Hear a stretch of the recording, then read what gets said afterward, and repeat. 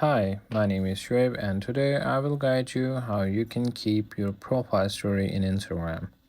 As far as I can understand, you want to save a post that you posted on your Instagram story earlier, and now you want to save it in your Instagram highlights so that you can watch that later.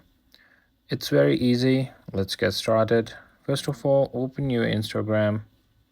Now click on your story option on the top left to see your story. As you can see, I have already a story added on my Instagram account. Now click on this bottom more option, bottom right, to see different options here. Now click on this highlight option to save it to your profile. Add a name just like this and click on add to add this post to your profile. Now click on view one profile.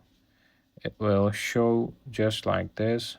As you can see, it is showing and it's saved now. You can always watch that story later. I hope this video helped you. If it, please like the video and subscribe to the channel. Thanks.